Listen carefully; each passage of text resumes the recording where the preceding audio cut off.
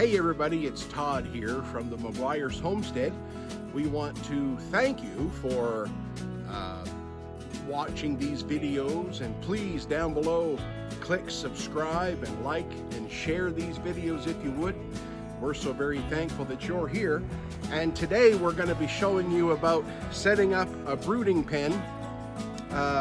Well, I used it as a brooding pen before, but it's actually going to be a breeding pen for right now. So I've got some Americanas that I'm getting ready to do. It's the middle of January right now.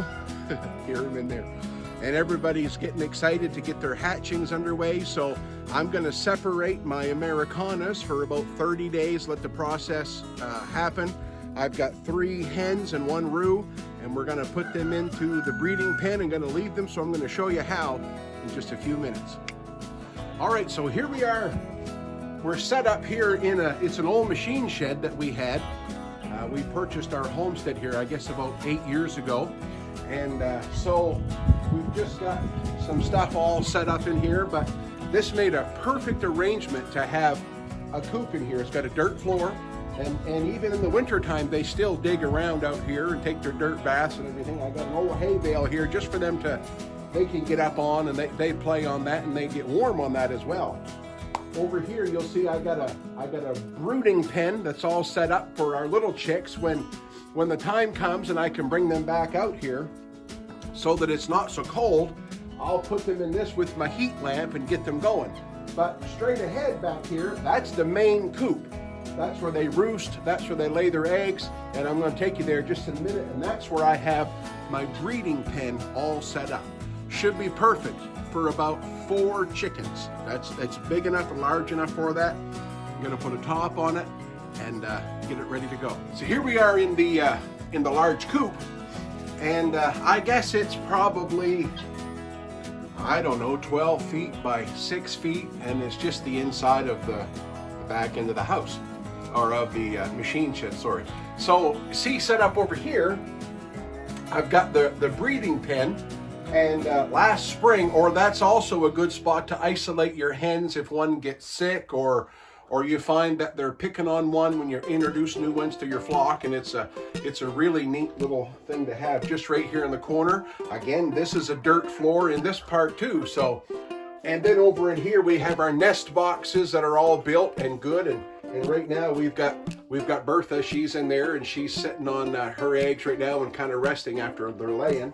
This is Delbert. Delbert's our Polish chicken. He has a lot of fun. So let me get back on track here. So I'm going to put a top on this today, and I'm going to put 4 Americanas, 3 hens, 1 roux in there, and it should be good for them. And I'm going to leave them for a month, and we'll just keep up on the progress. Let me just show you this part here too. This is what we built for our gravity feeders. I had them initially for deer and things in the woods so we could take pictures and enjoy.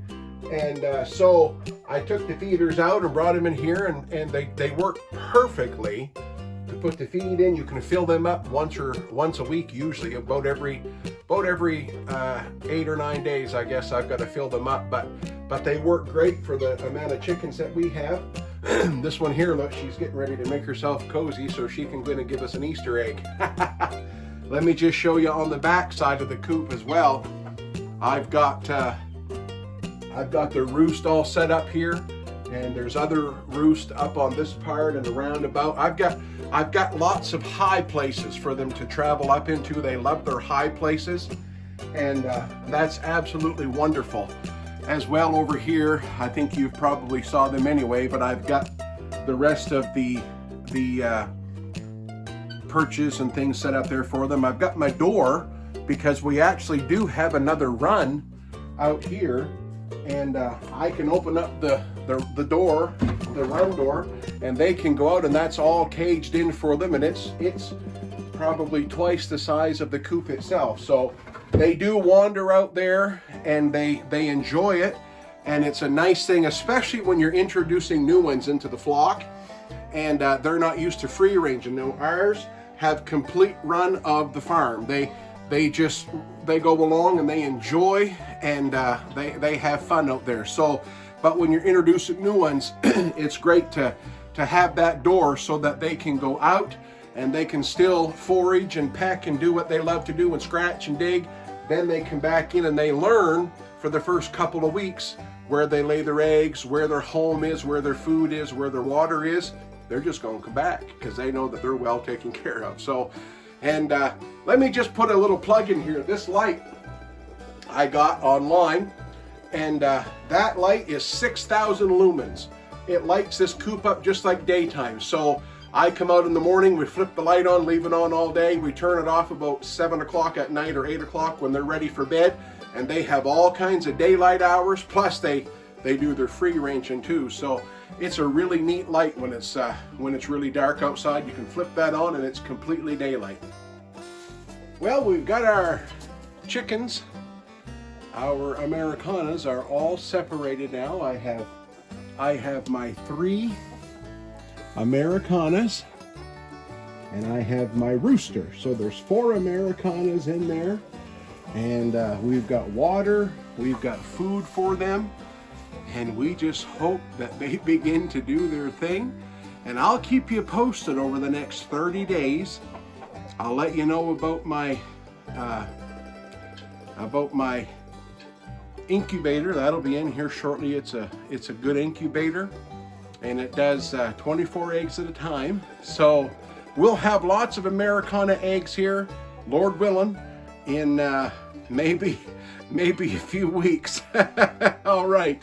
Thank you. I even put in a nest box for them. They've got a nest box. They've got brand new, fresh pine and spruce softwood shavings, and they're going to be some happy chickens. They've got water. They got their food. We're all set to go.